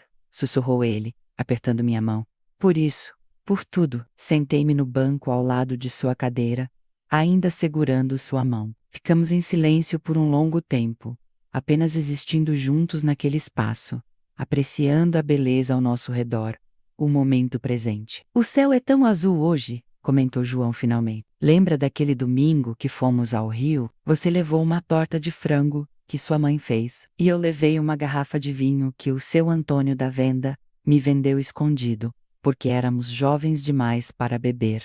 Ri, lembrando-me daquele dia. Você bebeu 2 taças e já estava zonzo. Nunca tive muita resistência, admitiu ele, rindo também, mas foi um dia perfeito. O céu estava exatamente assim, um azul sem fim. Continuamos assim por quase 1 hora, alternando entre silêncios confortáveis e recordações doces. João ocasionalmente apontava para uma flor, um pássaro que passava, comentando sobre sua beleza, como se estivesse redescobrindo o mundo. Em determinado momento, ele olhou diretamente para mim, com uma clareza nos olhos que me surpreendeu, considerando seu estado debilitado. Maria, quero que saiba de uma coisa, disse ele, com uma seriedade repentina. Esses dias com você foram um presente que nunca esperei receber. Você poderia ter recusado me ver, poderia ter guardado raiva ou mágoa, e seria totalmente justificável. Mas você veio, me perdoou, até se casou comigo. Ele fez uma pausa,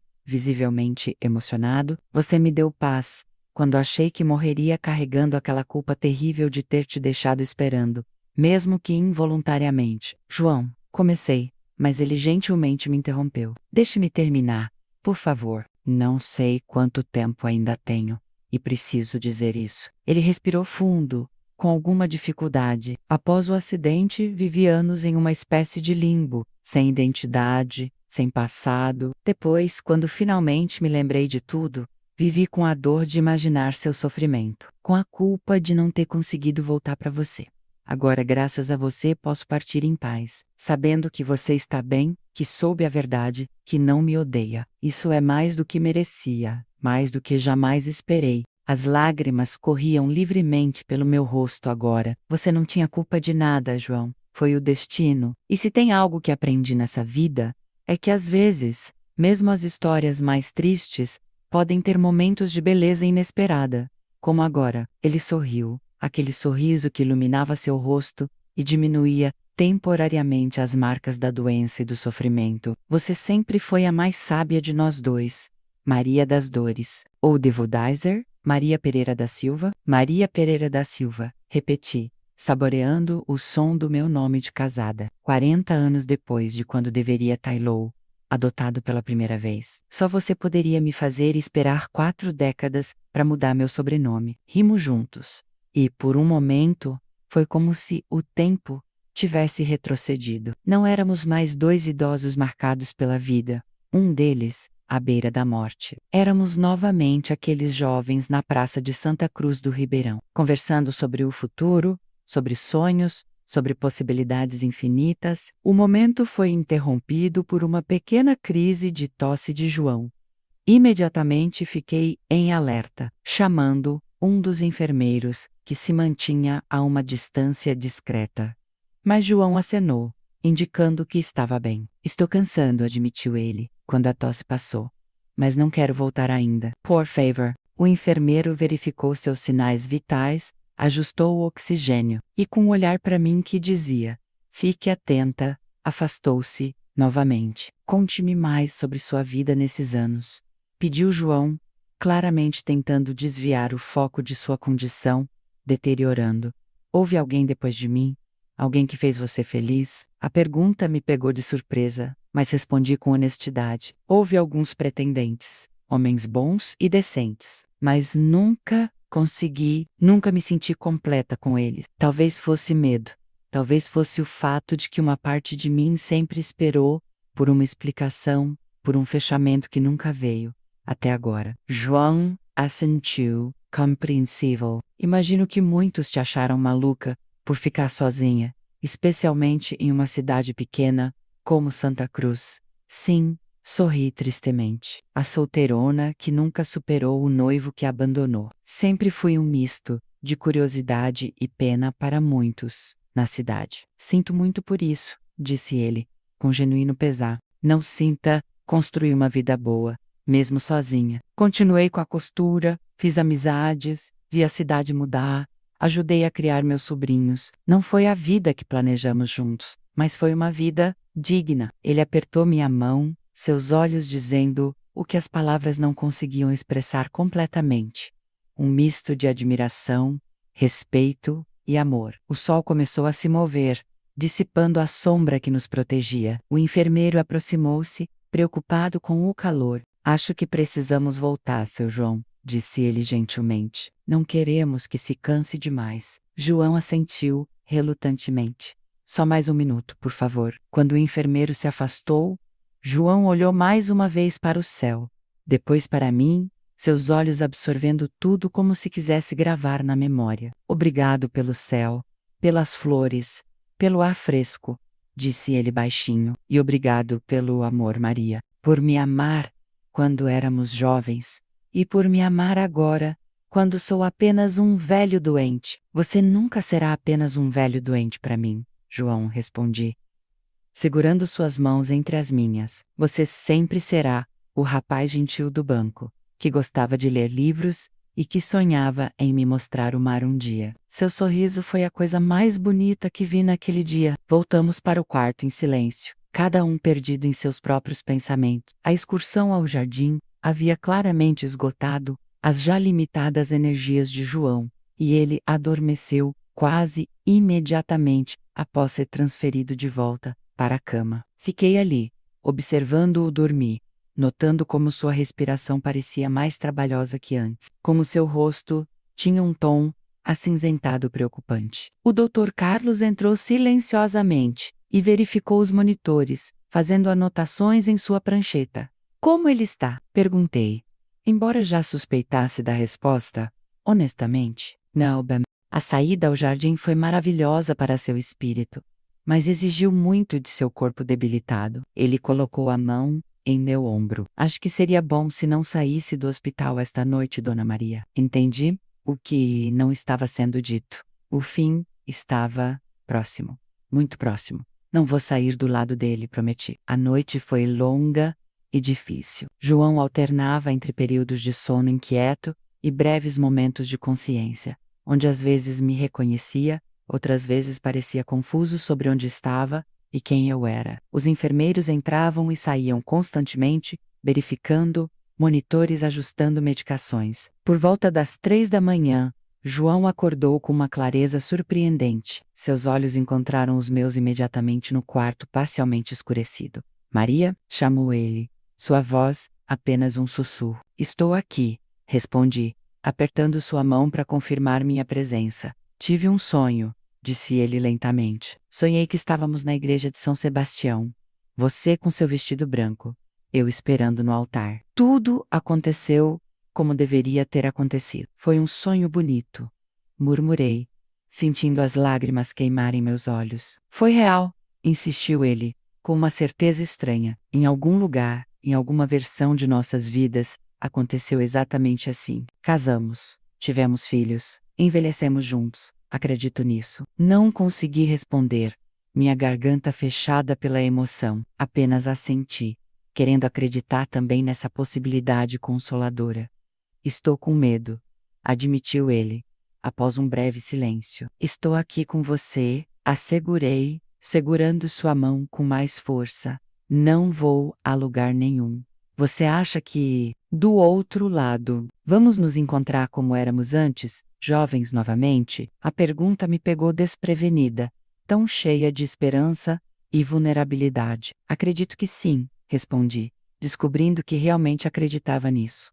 Jovens, saudáveis, com todo o tempo do mundo. Ele sorriu fracamente. Mal posso esperar para te mostrar o mar então. Essas foram as últimas palavras coerentes que João disse. Depois disso, voltou a adormecer, sua respiração ficando cada vez mais superficial. Fiquei ali, segurando sua mão, ocasionalmente umedecendo seus lábios secos com um pequeno cotonete molhado, como os enfermeiros tinham me ensinado. O Dr. Carlos entrou por volta das 5 da manhã. Verificou os sinais vitais de João e me olhou com aquela expressão que médicos desenvolvem após anos dando notícias difíceis. Está muito perto agora, disse ele, suavemente. Minutos, talvez. Quer que chame o Padre Mateus? Por favor, respondi. Embora João não tivesse sido particularmente religioso em sua juventude, senti que a presença do capelão, que havia nos casado, seria um conforto, para mim, se não para João. O Padre Mateus chegou rapidamente, ainda sonolento, mas imediatamente presente e compassivo. Administrou a unção dos enfermos em João. Depois ficou conosco em oração silenciosa. Foi por volta das 5h40 da manhã, com os primeiros raios de sol, começando a iluminar o quarto, que João Pereira da Silva menos meu marido, por apenas 10 dias, meu amor por toda uma vida menos expirou. Seu último suspiro. Foi um momento tranquilo, sem luta ou sofrimento visível, simplesmente uma respiração final. Depois silêncio, chorei silenciosamente, ainda segurando sua mão que lentamente perdia o calor. O Padre Mateus colocou a mão em meu ombro, oferecendo o apoio silencioso de sua presença. Oh, Dr. Carlos entrou, verificou os sinais vitais e oficialmente declarou o horário do falecimento. Ele partiu em paz, Dona Maria, disse ele gentilmente. E graças a você, partiu amado, perdoado, compreendido. É mais do que muitos conseguem. Nas horas seguintes, vivi em uma espécie de neblina emocional. Havia documentos para assinar, decisões para tomar, como éramos legalmente casados, mesmo que por tão pouco tempo, coube a mim todas as decisões relativas ao funeral e enterro. Foi com uma estranha mistura de tristeza e determinação que decidi levar João de volta para Santa Cruz do Ribeirão. Ele ficou longe de casa por tempo demais, expliquei ao Dr. Carlos. Quero que descanse no lugar onde deveria ter vivido sua vida,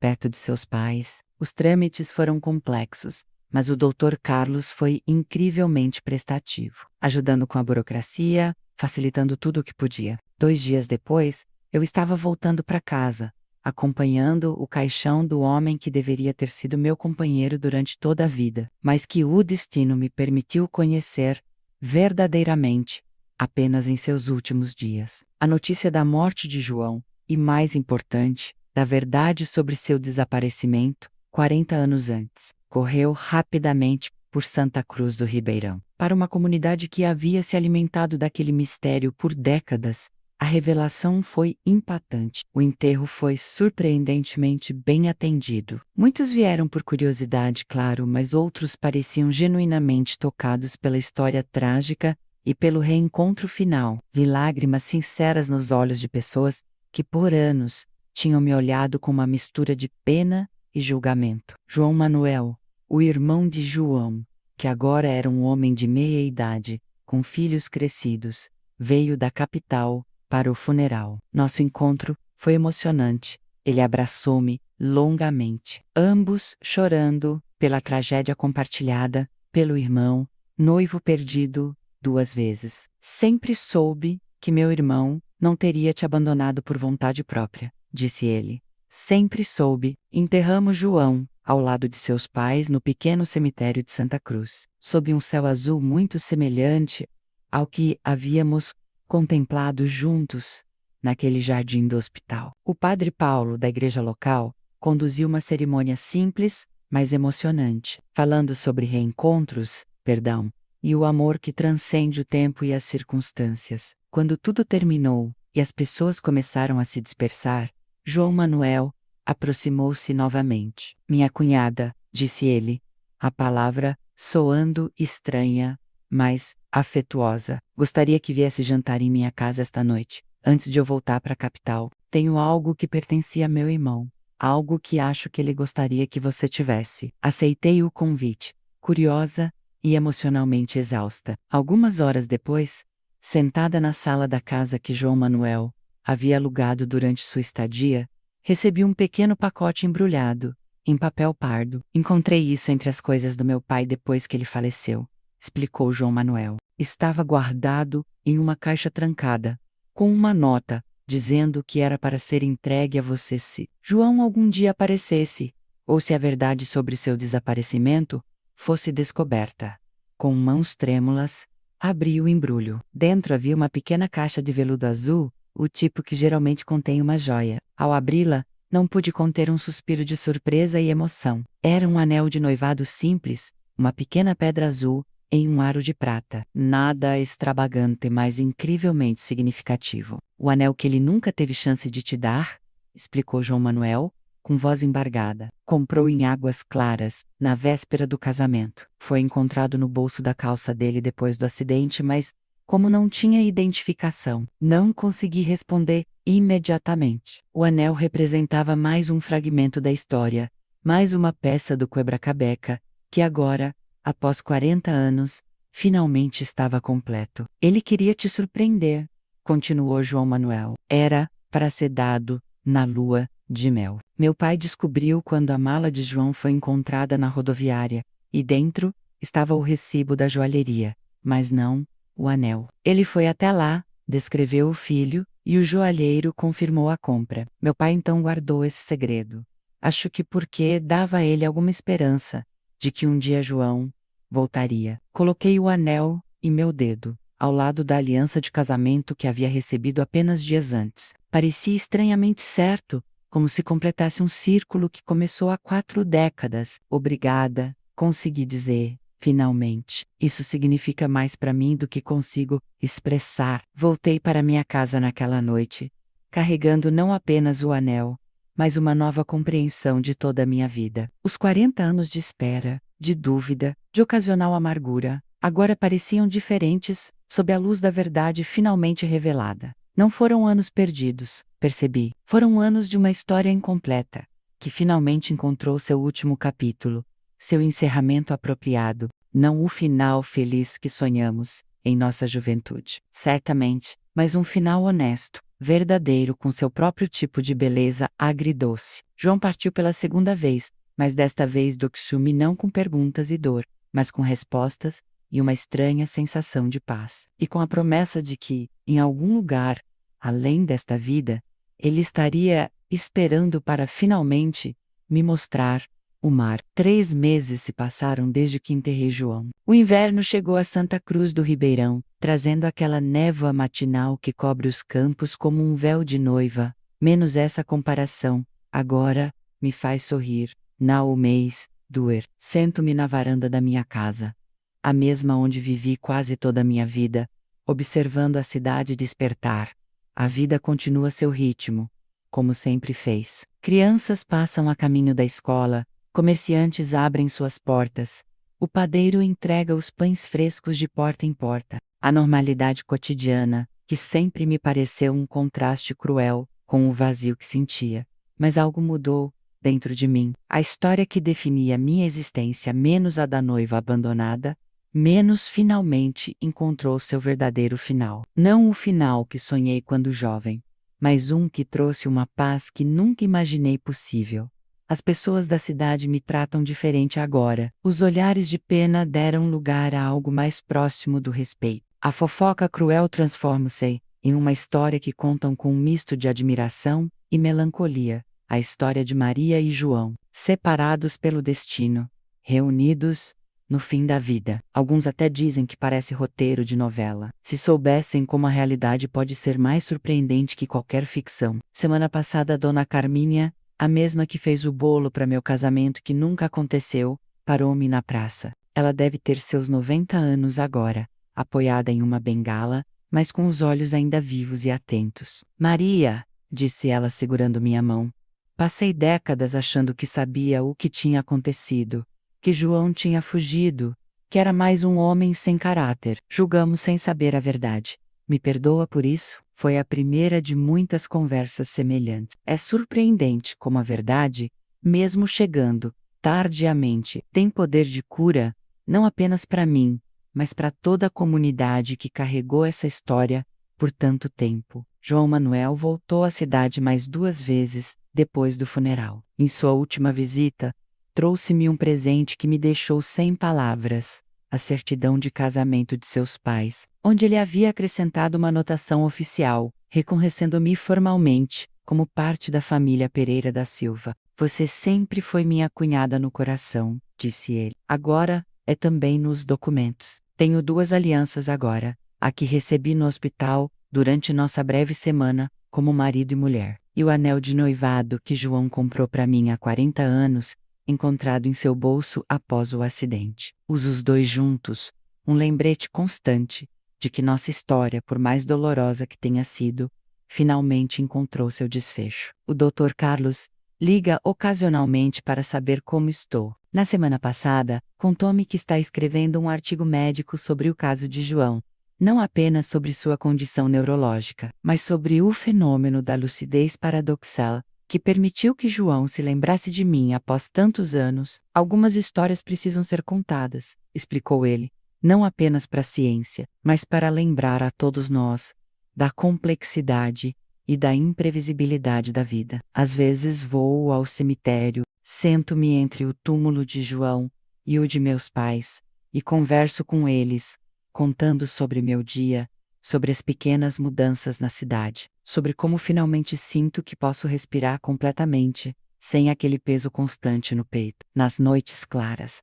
quando as estrelas aparecem aos milhares no céu de Santa Cruz, menos esse céu que João tanto sentiu falta durante seus anos de exílio. Involuntário, olho para cima e penso naquela pergunta que ele me fez em seus últimos momentos. Do outro lado, vamos nos encontrar como éramos antes, jovens, novamente? Gosto de acreditar que sim, que em algum lugar além desta vida, João está esperando por mim, jovem e saudável novamente, pronto para me mostrar o mar como prometeu tantos anos atrás. Esta manhã, recebi uma carta do sobrinho de João. Ele está organizando uma pequena cerimônia para o que teria sido o 40º aniversário de casamento menos 15 de outubro de 2022, na igreja, mas no jardim da casa que pertenceu aos pais de João, para celebrar não o que poderia ter sido, escreveu ele, mas o que foi, uma história de amor que sobreviveu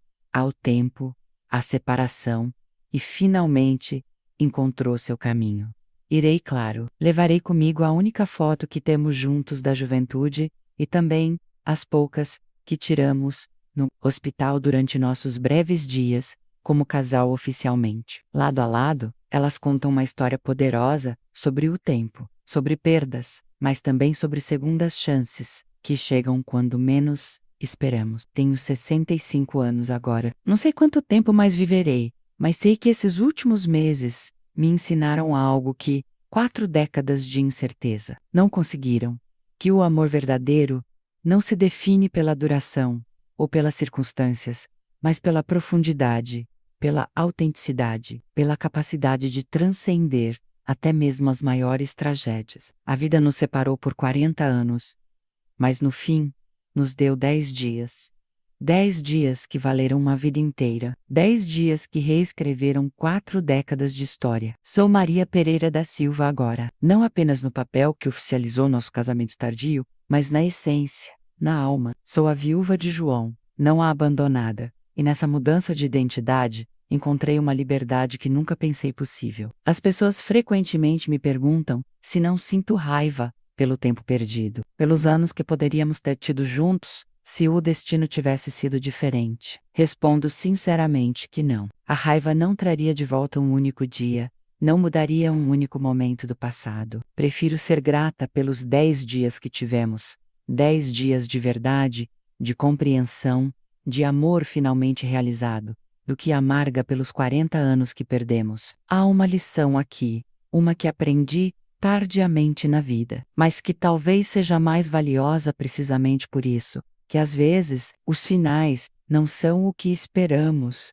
mas ainda assim podem trazer paz, que as histórias mais significativas são frequentemente as mais dolorosas e que o amor, o verdadeiro amor, nunca realmente desaparece, menos apenas encontra novos caminhos, novas expressões, às vezes até nos momentos finais de uma vida. João e eu, em nossa juventude, sonhamos com uma vida inteira juntos. O destino nos deu apenas alguns dias, mas nesses dias encontramos o que muitos buscam durante toda uma vida, um amor que sobreviveu ao tempo, à tragédia, à separação. Um amor que no final foi forte o suficiente para nos dar a ambos uma paz que pareceu impossível por tanto tempo. Hoje, quando alguém me pergunta: "Você é aquela mulher cujo noivo desapareceu no dia do casamento?", respondo com um sorriso tranquilo: "Não.